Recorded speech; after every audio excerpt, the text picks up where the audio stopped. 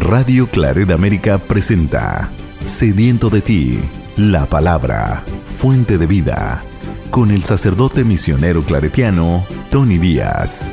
Reflexiones diarias del Evangelio. Aquí iniciamos.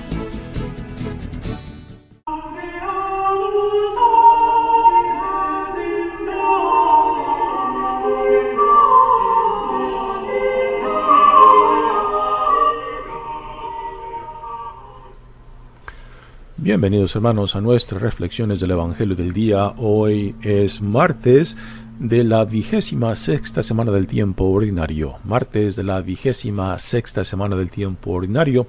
El Evangelio de hoy viene de Lucas capítulo 9, versículos 51 al 56. Cuando ya se acercaba el tiempo en que tenía que salir de este mundo, Jesús tomó la firme determinación de emprender el viaje a Jerusalén. Envió mensajeros por delante y ellos fueron a una aldea de Samaria para conseguirle alojamiento. Pero los samaritanos no quisieron recibirlo, porque supieron que iba a Jerusalén.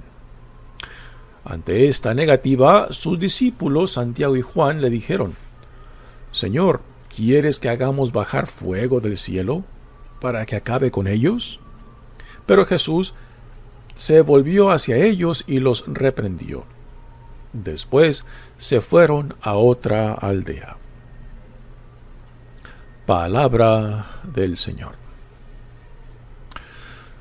Muy bien, demos comienzo a nuestra reflexión. Este evangelio es un punto crucial, muy importante en Lucas, porque aquí Jesús toma la decisión con firmeza ya de plantar rostro hacia Jerusalén. En el Evangelio de Lucas, Jesús va a Jerusalén como adulto, ya dentro de su ministerio público, solamente una vez. Por ejemplo, comparemos esto con el Evangelio de Juan, donde Jesús va y viene a Jerusalén por lo menos 3 veces. En Lucas, que tiene un plan muy concreto, una idea muy fija del por qué Jesús va a Jerusalén, es porque en Jerusalén se lleva su misión a su fin. Él va a Jerusalén para empezar su pasión, muerte y resurrección, y también su ascensión, en lo cual hace referencia al Evangelio de hoy, ¿no? Así que este es un punto que el evangelista Lucas planta en su evangelio para decir: aquí hay un cambio importante en la trayectoria de Jesús cuando él se determina a ir a Jerusalén. Dice el evangelio: cuando ya se acercaba el tiempo en que tenía que salir de este mundo. En el Evangelio de Juan, esta noción que aquí nos describe aquí Lucas hace referencia a la exaltación. En el Evangelio de Juan, la crucifixión de Jesús no es pasión simplemente, y no es muerte simplemente, es exaltación, o sea, glorificación, recordando a la serpiente que Moisés puso en un palo para salvar a aquellos que fueron mordidos por serpientes. Pues igualmente Jesús, cuando es llevado o crucificado, es exaltado. Esta es la idea que el evangelista Juan nos pone. Pues muy similar es a lo que hace referencia aquí el evangelista Lucas, cuando dice que tenía que salir de este mundo. O sea, está haciendo referencia prácticamente a la ascensión de Jesús después de su resurrección. Así que hay un sentido de glorificación, pero antes de que llegue a su glorificación, pues tendrá que pasar por su pasión, muerte y resurrección. Y después dice: Jesús tomó la firme determinación de emprender viaje a Jerusalén. En el griego, que es el lenguaje original de los evangelios, dice: Jesús planta cara firme hacia Jerusalén. Así, si queremos una imagen, no es de Jesús, dirige su vista en dirección a Jerusalén desde Galilea y planta cara firme para ir a Jerusalén, donde él llevará a su cumplimiento, a su final, la misión que Dios Padre le ha encomendado. Dice, envió mensajeros por delante y ellos fueron a una aldea de Samaria para conseguirle alojamiento. Jesús está por cruzar la frontera entre la región de Galilea y la región de Samaria para poder llegar a Jerusalén o a Judea. ¿Quiénes son los samaritanos? Los samaritanos vienen siendo primos, culturalmente, religiosamente de los judíos, pero por diferencias y conflictos teológicos, pues se había creado una enemistad impresionante entre judíos y samaritanos. Los judíos veían con indiferencia y con desprecio a los samaritanos, y los samaritanos veían con odio a los judíos porque los judíos los trataban con esa indiferencia y ese desprecio, ¿no? Así que había una enemistad mutua entre ellos. Y cuando los judíos de la región de Galilea tenían que ir a Jerusalén, pues tenían que cruzar por territorio samaritano, que eran prácticamente unos 3 días de camino para cruzar ese territorio. La otra opción sería de irse hacia el este, yendo por el borde del río Jordán, del lago, primeramente por el lago de Galilea y después el río Jordán, para después subir a Jerusalén. Pero era más largo, así que los de Galilea, los que tenían que ir a Jerusalén, tenían por necesidad que cruzar por el territorio de Samaria, y esta enemistad entre ellos pues creaba una situación tensa, que es lo que encontramos en este evangelio. Jesús envía a sus discípulos por delante para que vayan preparando su llegada, pero los samaritanos, cuando se enteran de que simplemente va a cruzar por su territorio rumbo a Jerusalén, deciden no darle alojamiento, ¿no? Y es lo que encontramos aquí en esta situación tensa. Pero los samaritanos, dice, no quisieron recibirlo porque supieron que iba a Jerusalén. Es interesante esta situación tensa entre judíos y samaritanos, porque lo podemos ver también aún hoy en día en situaciones. Por ejemplo, una pregunta que podemos hacer: ¿quiénes son aquellos que por historia, que por diferencias culturales o religiosas vivimos una relación tensa? Puede ser con protestantes, puede ser con musulmanes o otro grupo religioso, quizás otra raza, ¿no? Y que por esa tensión o esa historia que compartimos juntos, pues a veces nos ciega para ver la realidad presente, y solo lo que vemos es el odio, el rencor histórico que existe, ¿no? Pues esto es prácticamente lo que nos da a entender este evangelio, el por qué los samaritanos no le dieron alojamiento a Jesús cuando sus discípulos vinieron a preparar su llegada en esa región.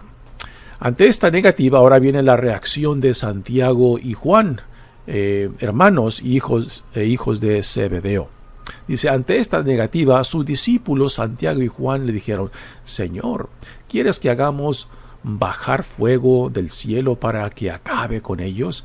Esto debe de hacer eco en nosotros. Recordamos a un profeta del Antiguo Testamento, el profeta Elías, cuando él luchó contra los falsos profetas de la reina Jezabel, y cómo Elías mandó llamar fuego del cielo para que consumiera la ofrenda que él ofreció a Dios, ¿no? Y cómo los falsos profetas de Jezabel no pudieron hacer nada con su ofrenda. Pues aquí es lo que hace referencia, ¿no?, a esa escena cuando el profeta Elías hace caer fuego del cielo para que consumiera la ofrenda de Dios. En el Evangelio de Marcos, a estos dos hermanos, Santiago y Juan, se les llaman hijos de Boanerges, que significa hijos del trueno. Quizás este apodo que se le dio a estos hermanos tenga que ver con esa personalidad explosiva y reaccionaria, que es lo que vemos en esta escena, cuando se dan cuenta de que los samaritanos no quieren darle alojamiento a Jesús, y lo primero con que responden estos dos hermanos, Señor, ¿quieres que hagamos caer fuego del cielo? ¿No? Ya se sentían muy gallitos. Imagino que la experiencia previa, cuando Jesús los mandó a ellos para que fueran una extensión de Jesús, quizás ya les había dado cierta confianza, ¿no? Y ya ahora están utilizando esta confianza de su experiencia misionera, donde sanaban, expulsaban demonios y proclamaron el evangelio del reino, ¿no? Y ahora estos hermanos se sienten con esa gran capacidad, esa seguridad de que pueden hacer quemar a este pueblo por no darle alojamiento a Jesús, ¿no? Y Jesús escucha esta reacción explosiva de estos dos hermanos y los regaña, los reprende. O sea, para Jesús no es importante. Quizás Jesús no quiere contribuir a la tensión entre samaritanos y judíos, ¿no?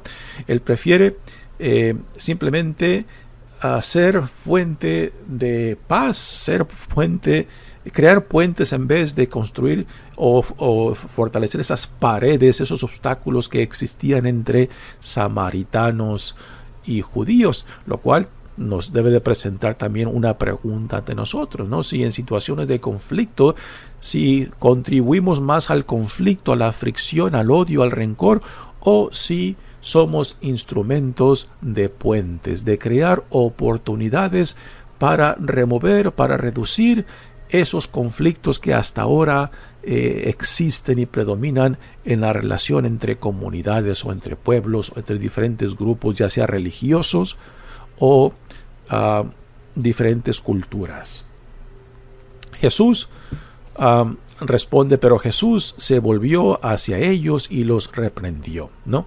Así que la actitud de Jesús es muy diferente a la actitud de estos dos hermanos, Santiago y Juan, que se sintieron muy gallitos, muy en confianza de querer destruir a este pueblo por no ofrecerle alojamiento a Jesús. Así que Jesús continúa y se van a otra aldea. Ahora, el tema principal que hemos de tomar de este evangelio es de que Jesús ya ha llegado a ese punto en su misión de que ya no puede seguir su trayectoria en la región de Galilea, donde él creció, donde él se formó, donde él empezó esta misión, donde ha dedicado la mayor parte del tiempo, y que ahora sabe de que tiene que ir a Jerusalén, porque Jerusalén, que es el ombligo no solamente del culto judío, sino también el lugar del poder y autoridad del pueblo judío, y que es en Jerusalén donde se llevará a cabo el final de su misión, donde su pasión dará comienzo, donde será arrestado, donde será condenado, donde será entregado por las autoridades de su propia comunidad. Será entregado al poderío romano para que sea crucificado, porque el pueblo judío, aunque tenía pena de muerte, no podía llevar a cabo esa pena de muerte. Lo tenían que entregar a los romanos para que llevaran a cabo esa pena de muerte. Y Jesús sabía de que tenía que ir a Jerusalén para cumplir su misión. En el Evangelio de Juan, esta misma idea se expresa un poco diferente. Jesús va y viene a Jerusalén por lo menos 3 veces, ¿no? Y las veces que va y viene se nos da la impresión de que Jesús está huyendo constantemente la posibilidad de que sea arrestado. Y una frase que el evangelista Juan nos dice es de que él huye y se escapa porque aún no ha llegado su tiempo, ¿no? En el Evangelio de Lucas, esta idea es de que Jesús ya se da cuenta de que ya no puede continuar simplemente en el territorio de Galilea, tiene que plantar cara firme hacia Jerusalén. La idea es muy similar al concepto del tiempo Kairos, ¿no? De que es el tiempo que Dios ha designado. Aquí en este evangelio no utiliza la palabra Kairos, pero el sentido que nos da es muy similar, de que es el tiempo que Dios ha designado, es el tiempo que Dios ya ha dicho, es ahora. Y cuando Jesús discierne eso, ya no hay de otras más que encaminarse hacia Jerusalén sabiendo lo que le espera. ¿Es Jesús alguien que busca el sufrimiento por el sufrimiento? No, Él no busca el sufrimiento por el sufrimiento. Él busca llevar a cabo su misión, cumplir la voluntad de Dios Padre, sabiendo, estando con los ojos muy abiertos de qué es lo que le espera. Pero la confianza de Jesús está en su Padre. Y sabiendo lo que le espera, Él pone su confianza, aún estando consciente de que la muerte le espera. Pero la fe, la confianza de Jesús en Dios Padre es mucho más grande, mucho más poderoso que lo que aún la muerte le puede traer. Y esto es algo significante cuando, por gracia de Dios, podemos entender, podemos discernir, podemos comprender de que es por aquí por donde Dios me llama y ya no hay de otras, ¿no? Así que me pongo en la voluntad, en la misericordia de Dios Padre, me someto a la voluntad de Dios Padre, a su divina providencia, y venga lo que venga, esperando solamente en aquel que me ha llamado. Mi nombre es Padre Tony Díaz, misionero claretiano. Que Dios los bendiga. Radio Claret América presentó Sediento de ti, la palabra. Fuente de vida. Sus comentarios son importantes. Contáctenos en radioclaretamerica@gmail.com.